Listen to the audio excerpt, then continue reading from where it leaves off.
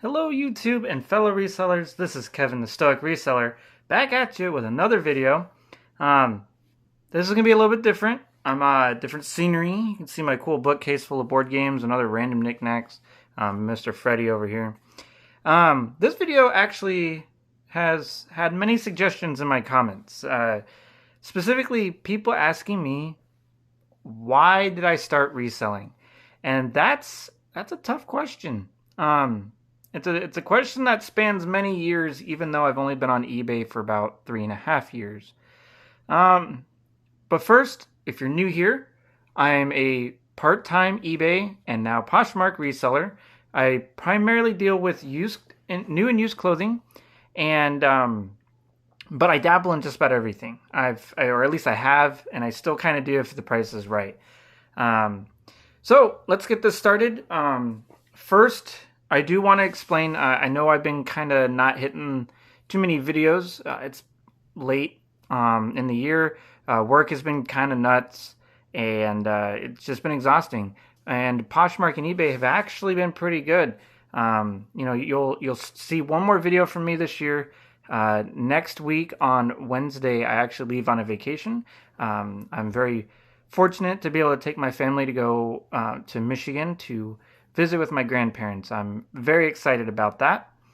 And so we're going to be doing that. But I do have news. I have been working with a friend of mine who's been giving me some suggestions. And I think what we're going to do is we're going to go with 3 videos starting after the first of the year every week. You're going to get one on Monday, probably Thursday, and one on Saturday.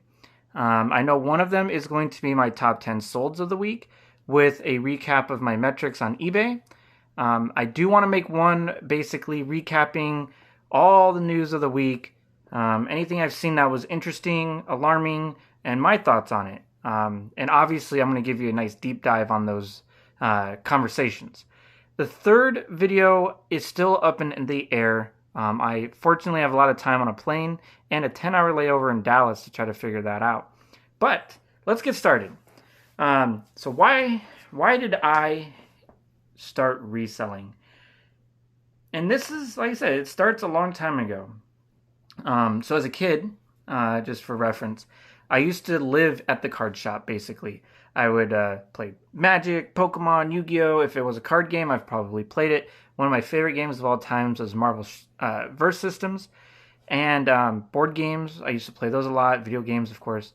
But I used to, in the 2008, 2009, 2010 era, I used to sell these game pieces from like HeroClix, Mage Knight, any Magic cards, Pokemon cards. I used to sell all of that on eBay.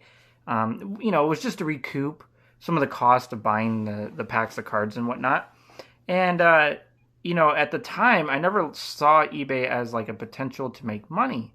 And that was, I really wish when I was 18, 19, that I would have had the awareness and intelligence and maturity to view eBay as a source of income. That thought process actually didn't hit me until I bought a new laptop. So I had bought an Dell XPS 13, if I'm not mistaken, in 2006 or something crazy. And I finally wanted to buy a new laptop, as if you remember back in that era of the 2000s, technology was just insanely crazy. New laptops were more powerful year over year. It's not like now where you can pretty much sit on a new laptop for 4 or 5 years, you'll be all right, and then you can upgrade later. It was just insane.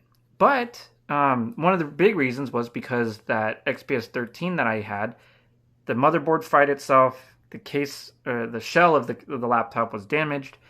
So, but it was all under warranty, fortunately. I don't know, I must have paid extra for a 5-year warranty or something. So the Dell representative came in, repaired it, and I was like, okay, well, I had already bought the new laptop, which was the XPS 15 or something like that. And I remember going, man, what am I going to do with this other laptop? I just had the warranty done, and what really set me off was I had factory reset that XPS when I first bought it, to get all the bloatware off, like all the stupid Dell monitoring systems, the McAfee, blah blah blah, all that non-garbage, like nonsense garbage stuff that these companies add to your computer, and it just bogs it down.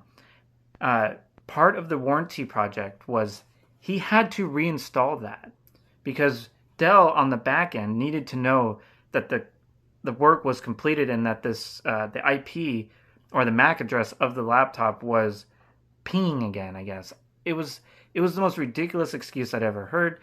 So that really put me off. And if I would have known that prior to buying another laptop, I probably wouldn't have bought another Dell. But anyways, I digress. I wiped it again, and I was like, dang, I have a laptop just sitting here doing nothing, and it was still pretty good laptop. So I was like, frick, I used to sell on eBay. I hadn't sold on eBay for like about a year at this point. And looking back, I probably underpriced myself because I wasn't too familiar with how to see what an item sold for, or like, whatever. I was just shooting in the dark. So I listed the laptop for $150, disclosed that, it had a new motherboard, a new shell, been factory reset, no bloatware. It was just came with Windows, I think it was like Vista. So, if anyone remembers that, it's a pretty garbage operating system. And it sold immediately, like within 20 minutes. Someone bought it right away for $150. And I remember selling it and shipping it out and just thinking to myself, like, I did have that faint thought, that faint urge to investigate whether eBay could potentially be worth a second income. At the time, I was working at Target and I was working at a bank. I was working 2 jobs. I was working about 12 hours a day. And I just thought to myself that I was too risky at the time. I was raised by my grandparents, so they were, they tell you you have to work. You got to work for what you have, do the best you can. There's no easy way out of this, no easy street. And a lot of that still rings true. There is no easy street in life. There's no more free tendies from the government. Their udder has been sucked dry, and people need to realize that and to get back away from the government. They need to, I think, start having some independence and learn how to live their life the way that, I think most people should be living their life, and how being a human and being an American is intended. Or, I know other countries have a lot of independence and, they suffer from the same consequences we do. But that leads me, that was like in 2010. And so that you got to fast forward all the way to June of 2020. Okay. And you have to put yourself in the frame of the entire world at this point. The world was going right in the height of the pandemic. The United States was right in the middle of the summer of love. And that, if you guys don't know, it's just me being conspicuous with what actually was happening. And I remember sitting here thinking to myself, the world is ultra crazy. I had been pondering how to have a secondary income, because when everything shut down for 2 weeks, there was a lot of time to just think to yourself. I've always been a busy-minded person, and I have to be. Otherwise, I wander and I get myself into trouble with like gambling or video games or things like that. Not to say those aren't good and fun to do moderately, but I would take that stuff to the extreme, which wasn't healthy. So I needed to keep my mind busy. And so I always was finding productive things to do that. Well, when you have 2 weeks where you can't really do that, you start to think about stuff. So now, let's back up to 2015. My wife and I just got married. My wife bought a new car. We bought a new house in September, like shortly after my birthday. Things were looking on the up and up. My wife was a general manager for a pizza chain. She was making good money. I was working for a bank. I was working at Target. I was working, 12 hours a day. We were making money. We were starting life the way it was intended to be started. Fast forward to January of 2016. My wife got laid off, and I had no money.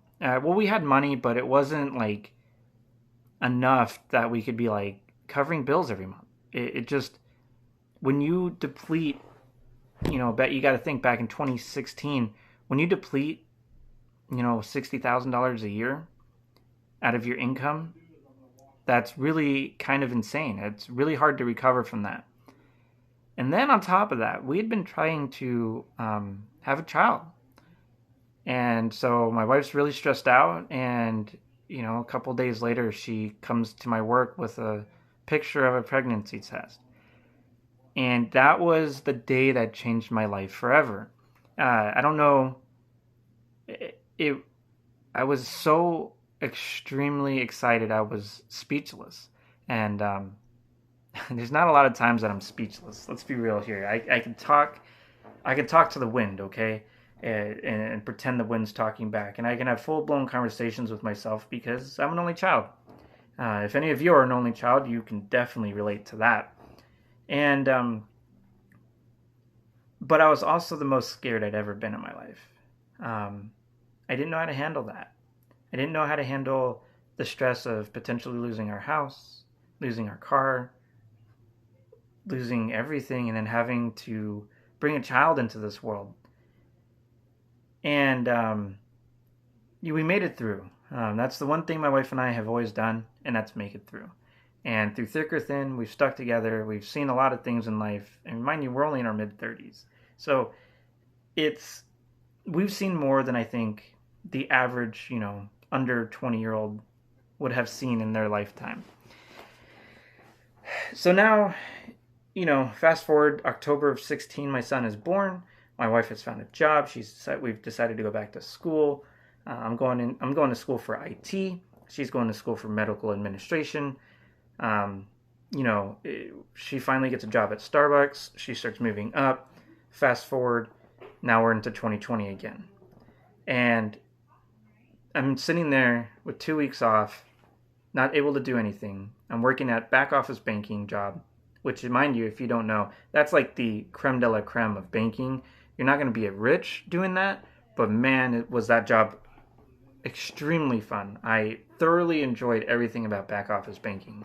I was in the ACH debit card and check resolution center and processing center. So that was a lot of fun. And if you guys don't know, I have like 8.5, 9 years worth of banking experience of all levels, all the way from an on-call teller, banker, loan officer, assistant manager. I have the full gamut. It teaches you a lot about life being in the banking industry. But I also don't think I'll ever want to go back.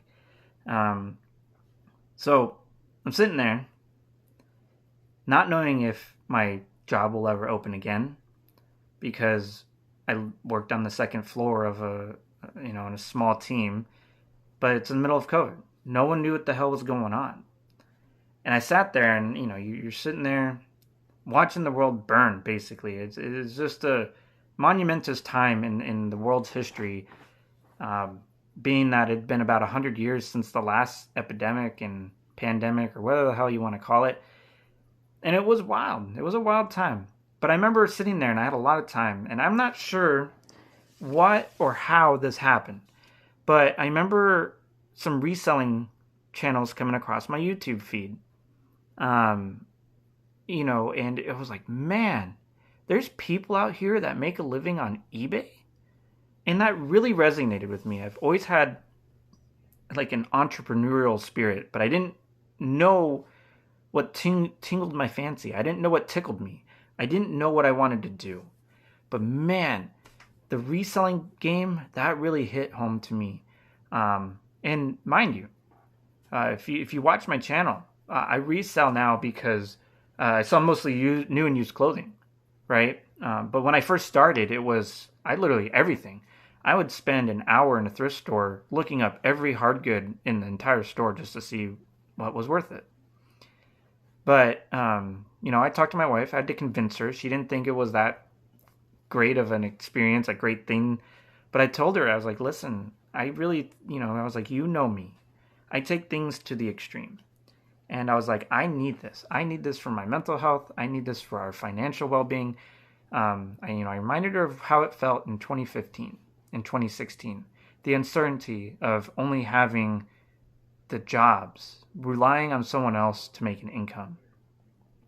And I told her, my main goal is I don't want our family to be burdened by student loans, and I never want to be broke again. And so she fortunately had enough love and trust in me to allow me to pursue a new endeavor, and that was reselling. And I'll tell you, what an effing journey it has been. So I started this in June of 2020. The first things that I bought were from Kohl's. I don't know if you guys know, Kohl's always has like a seasonal sale. So mind you, June, it was like right on the cusp of like everything reopening. So all these stores were running massive sales, and we had like this Kohl's cash plus a discount. So I just went to their clearance section and just started looking at price tags. Oh, this was worth $30. This was worth $40. I can sell this for like 20 maybe. And I was paying nothing because we got it all for free with the Kohl's cash. And the very first thing that I sold was to a scammer. I think most people could probably relate to that. Fortunately, me working in banking for as long as I have, I spotted it right away. It wasn't anything that, I got midway through it and was like, oh my God, I'm being scammed. But man, so I moved past that. And mind you, those first things from Kohl's, those took literally forever to sell. But eventually they did. And I told the wife, I was like, hey, we have all this extra, we have a couple $100 extra. I need this money to invest. I was like, I need to be able to buy inventory. And so now you have to put yourself, if you've been on eBay for a while, you need to remember in 2020 was the height of all e-commerce. Okay. The stock market had just recovered massively from the April crash. Everyone was buying collectibles. Everyone and their mom wanted to go to Target and Walmart and buy the sports cards.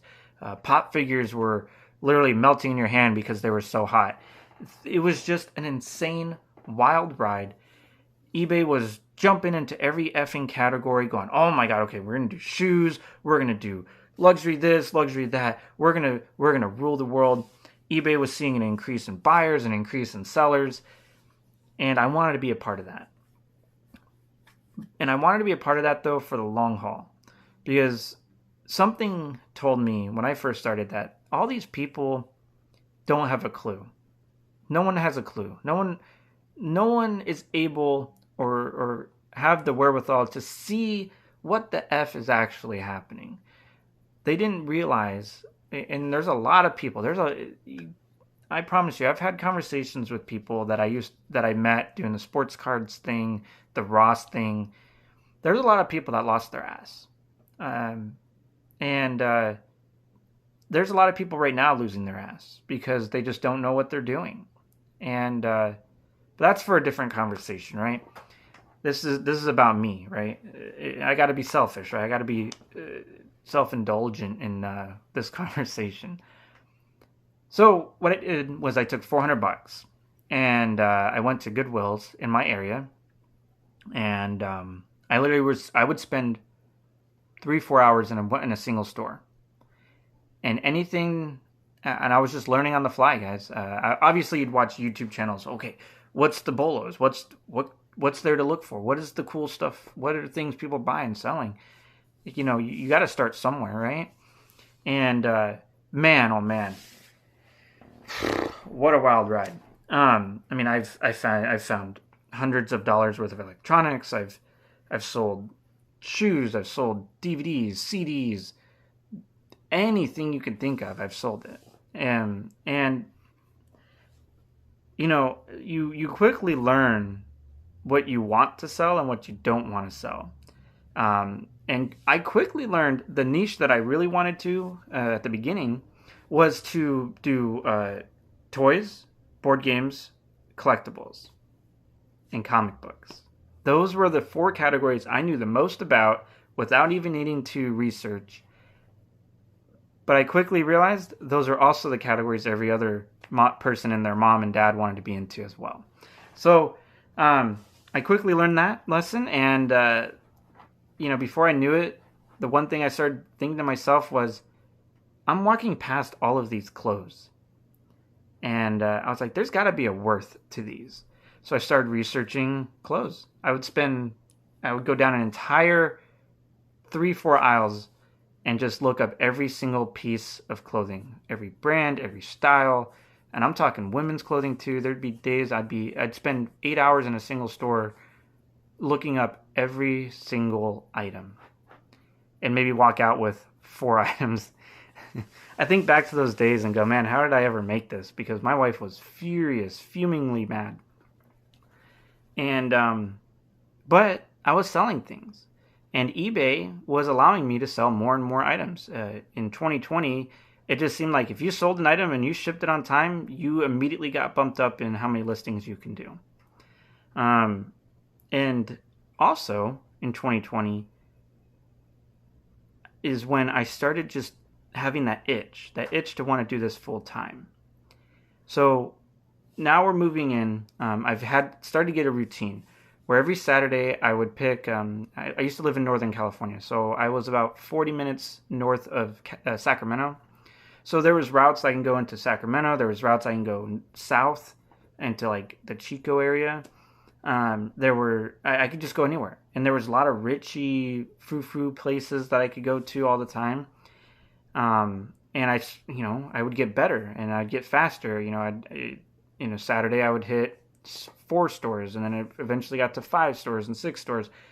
But I was getting, I would have like $300-400 to invest back into inventory. I wasn't actually taking money out of the business. I was literally reinvesting every single penny back into the business.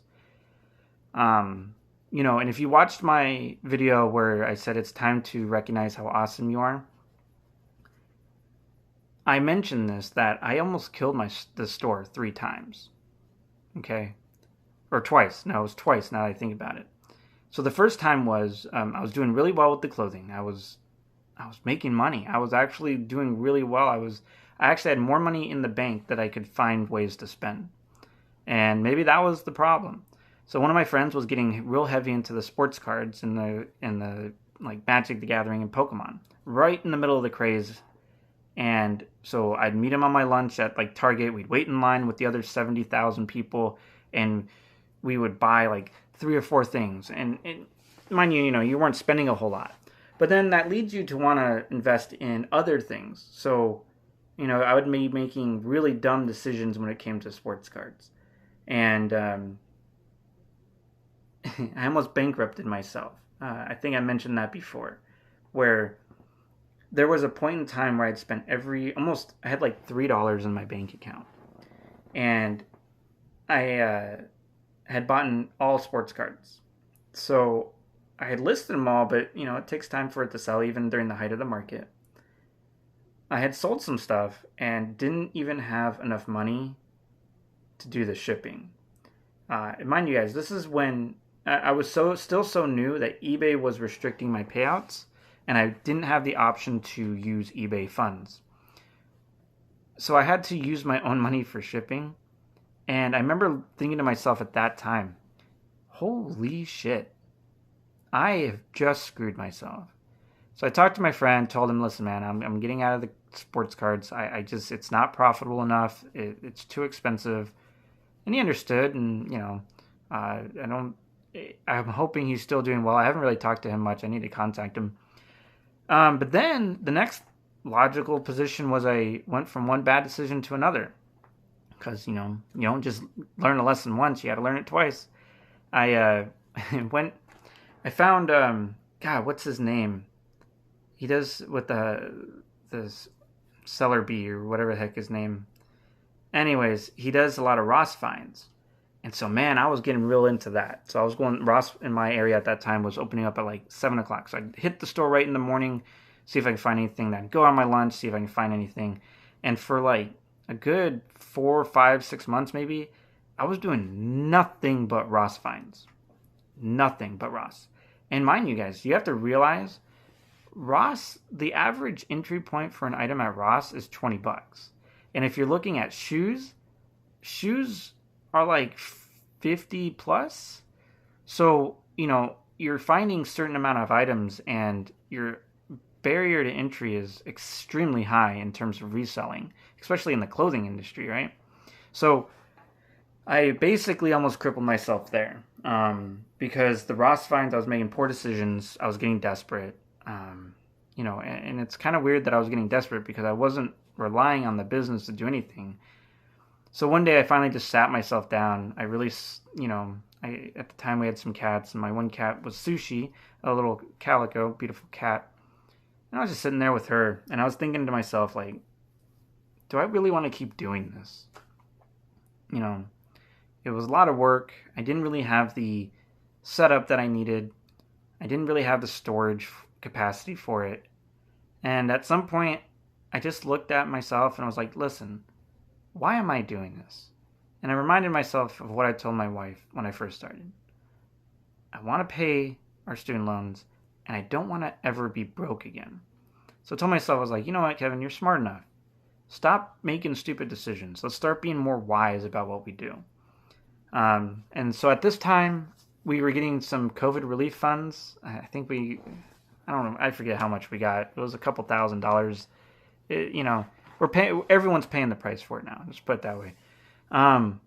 So I invested in some lights, which I still use. Actually, one just burnt out. If you didn't see that video, so it kind of pisses me off some. But we have. I basically took a portion of that and was like, all right, I'm going to get back into the clothing thing. It's what I've learned the most. I have the most comfortability in there. There was a lot of information available, and I just hit that. I was hitting that so hard. And then, now we're looking at early 2021. So yeah, so now we're like in April of 2021, guys. And mind you, I know that seems like a short period of time, like 10 to 11 months. And a lot happened in that 10, 11 months, but I learned the hardest lessons. Okay, never quit. You have to be relentless. The only thing a failure means is just you got to learn the lesson from it, right? That's the only thing a failure means. It just is something that didn't work. Move on to the next thing. And now, interestingly enough, we sold our house. Our family had moved up to the city we live in now. We sold our house for an extremely inflated value, paid off all of our debts, and moved up to Oregon. And it was really interesting because now I live in somewhat of a remote area, which only has 5 stores available to me. And so I was like, well, reselling might not be my thing. But I tried to do it at a full-time pace but my son was only going to daycare for half days, so I only had like 4 hours to find stuff. So it was really hard sometimes. And I wasn't working, so I found a full-time job. And I remember when I got that job, I looked at I just was like, okay, this is the end. I tried it full-time, it didn't work, and there's no going back. And I remember basically just trying to get rid of everything I had. I had no motivation to do reselling anymore. I was doing the shipping. I was trying to invest my time at my job. And I remember my wife asking me, she goes, "You're not doing the reselling anymore?" I looked at her and I was like, "No, I've lost the fire." She goes, "Why?" I was like, "Because I had to start a full-time job. I failed." And then so she looked at me and she goes, "You've failed at so many things. Why is that going to stop you now?" And I can never repay for that, right? So, moral of the story, guys, is I wouldn't be where I'm at now without my loved ones. They're the reason I started doing this. It's the reason I started reselling. And they're the reason I'm doing what I'm doing now and the numbers I'm doing now. And, I'm now, fortunately, able to do the experiments that I get to share with you guys, like the no promotions. I've nuclearly, completely deleted every single promotion other than a store coupon of 20% off of 2 or more items. And now, I get to be with a group of Hayfro sales and Primo Chemo, and, I get to talk to Polish Pete on occasion. now I'm part of another community, and over time, I now go up north. I hit like 12 stores in a weekend. I'm selling 22 product every week. I have the systems in place. I still have the full-time job, but I don't allow it to control my life. I still have plenty of time with my family. And it's been such a revelation, guys. And I have to thank every single one of you. I've never in my wildest dreams would have thought I'd be at where I'm at right now. I have like 430 subscribers. I look forward to every single comment. I love the conversations we have. I've met some great people. I've met some great commenters. And I know this video, some of you guys are going to be like, yeah, I asked him that like 3 weeks ago and he's just making the video now. I'm sorry guys, it's been really busy, but I do have some plans moving forward. Be expecting after the new year, probably not the first week of January, but after the first week of January, I do have 3 videos that I want to try to make, and I want to stay consistent at that. I really want to make this YouTube thing work because at some point, maybe I do want to negotiate my thought process on starting a full-time endeavor into reselling. But that's a scary thought because I thoroughly enjoy what I do. I work for a major garbage company. I am there's a fancy title. I'm not going to bore you to death with that. I'm basically their dispatch. I work with some great supervisors, some great drivers, some great office personnel, and I couldn't really ask for more than that right now. And the salary's pretty strong. I can't complain with it. I get a lot of time off. There's a lot of benefits. But life's too short to, I don't know. Life's too short to think of the what ifs, right? Sometimes you just have to jump into it and do what you think is right. And, if I can make YouTube successful, if I can figure out a way to make eBay and Poshmark more successful, it's definitely upon the horizon. But yeah, guys, please share down in the comment section. Why did you guys resell? Why are you listening to me? Why is it interesting to you? I really want to know, how did you start? What are some of the struggles and craziness things and things that you've learned over the years? I enjoy that. I've had some conversations with people that have been on the website since the 90s. And to me, that's incredible because, that's in the era where people were still paying with checks on eBay. I mean, I can't even fathom that now. Could you imagine buying something on eBay, having to mail a check? You as the seller, wait for that check to come. You think people don't pay now? What in the heck was it like back then? And I can only imagine how revolutionary the electronic payment process was for eBay. I mean, my gosh. But, it's been a wild ride. There's still a long journey to go, guys. I'm not going anywhere. I can't wait to be a bigger part of the community. I hope I can. One thing you guys probably won't get, just to be fair and honest, is I don't know if I'll be able to commit to any live streams. If I do, they'll be rare. But say someone wants me to be on their stream with them, I for sure will make time for that because I really appreciate the community that I'm a part of, and I would love nothing but to be able to support them in some way, just the way that they basically supported me. So, guys, until this Monday, actually it'll be probably Christmas. I might get the what's sold, the top 10 in analytics this Sunday, just so I'm not having to do with it on Christmas. So until Sunday, like, subscribe, share my video, comment below, and don't forget to rule the day.